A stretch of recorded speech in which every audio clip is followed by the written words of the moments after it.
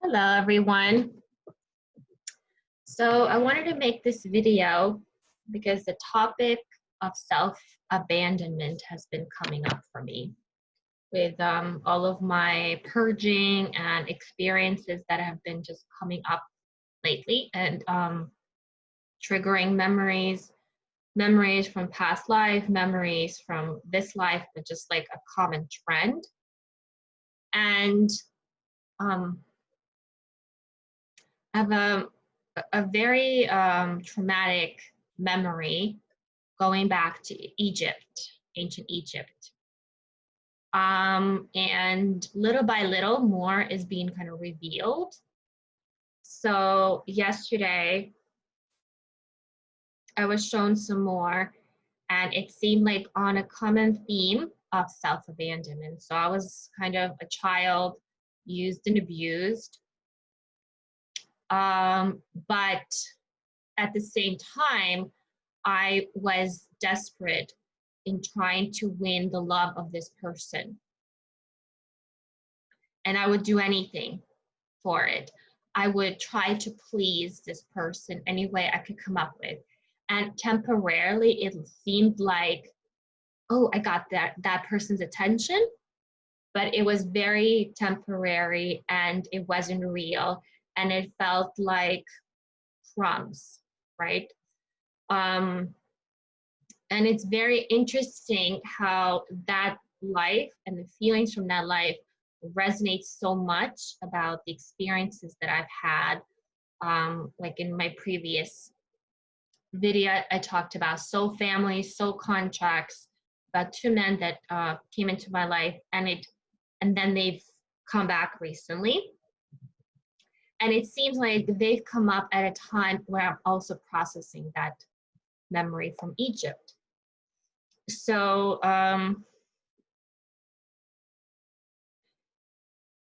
it definitely engaging with these men in the past and now, it does feel like I'm trying to hold on to crumbs, to something that isn't there, like it's never been.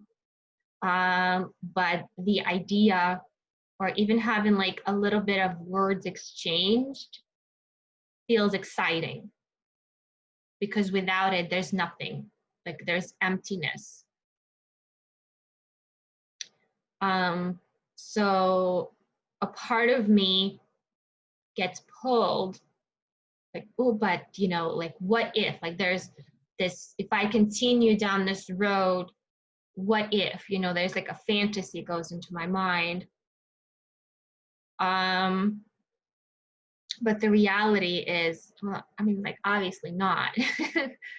I mean, I know it's like this pull, and it's like I know what's going on, but at the same time, it's like the pain um is coming up, it's being triggered, and it's and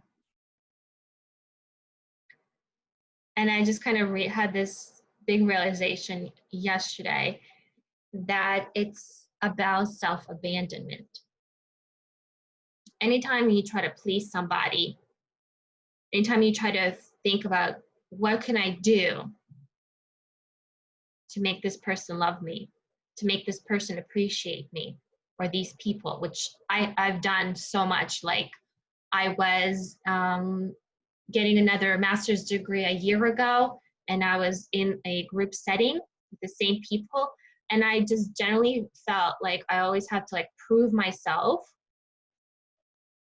around these people. I wanted just for them to see how special and talented and unique I am and capable I am, even though I struggle. It was MBA and I struggle with the math part.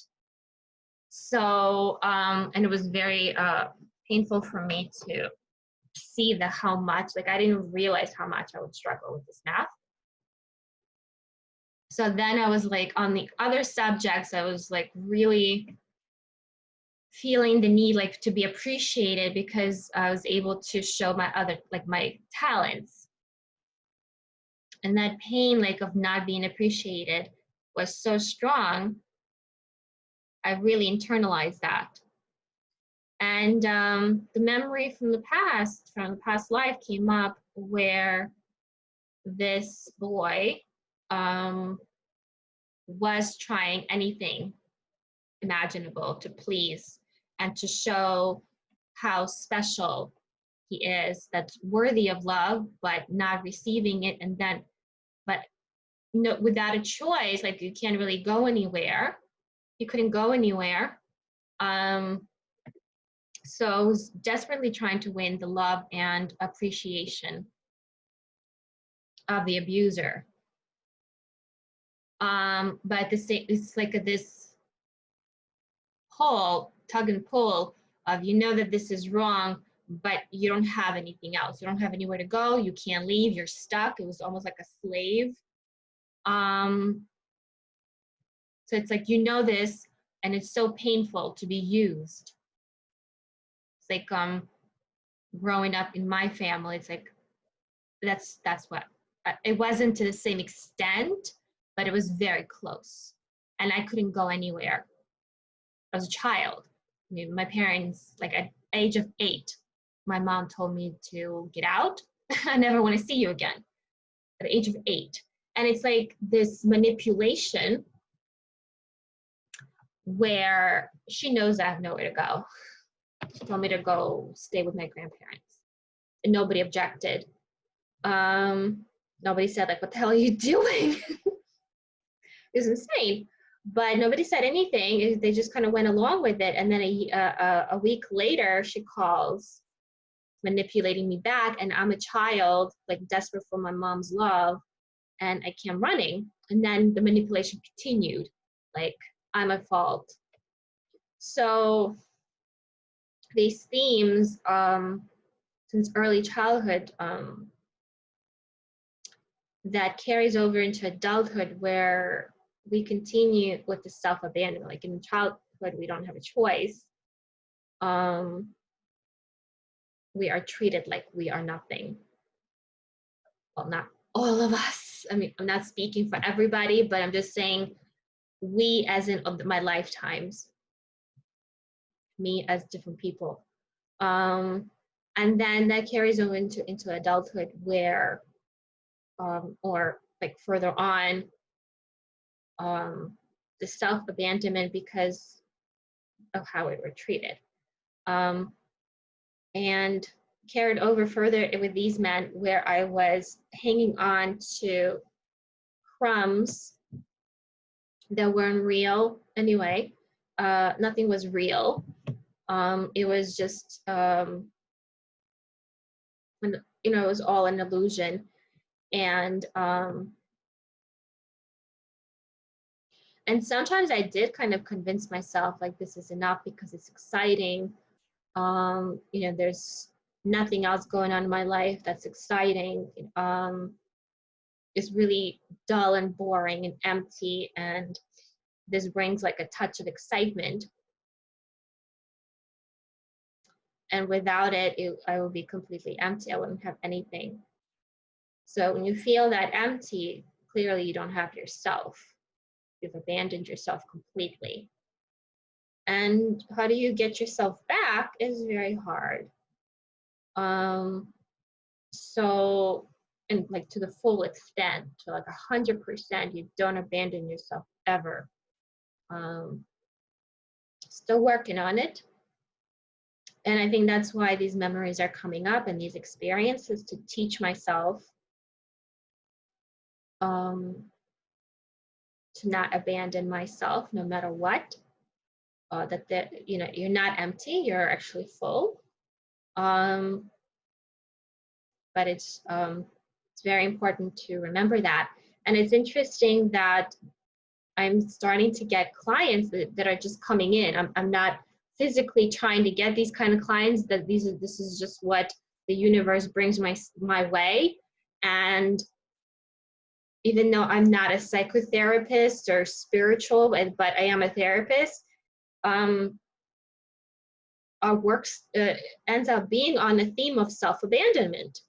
That one of my clients specifically, it was her mind was always on what other people want of her. What do you want me to do? What are you looking for? Instead of looking like, who am I? Who am I here? What do I want? What am I looking for? Why am I even here? So I think also anytime we look for information outside of ourselves is self-abandonment right away. So people watching the news, getting stressed out, that's immediate self-abandonment. Even the truthers right now, everybody's clinging on to the truthers.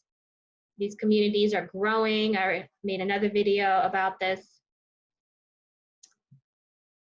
Worship, it's turning into like idol worship where people are dependent, emotionally dependent on what these truthers will say in the videos. That's immediate self-abandonment. Because nobody should have an effect on you. No truther, no starseed should make you feel better about your life just by posting a video. You see that's self-abandonment. That's giving away your power to somebody else. And I mean, clearly this theme is coming up for me so strongly for a reason. And it's coming up for everyone, it seems. I haven't reached 100%, but again, it's coming up. I mean, I'm seeing patterns throughout, and it's the same thing, self-abandonment. Don't ever abandon yourself no matter what. Like regardless of what's happening outside regardless of what's going on in politics, COVID, all this nonsense, inside yourself, you gotta be solid. You gotta be the same.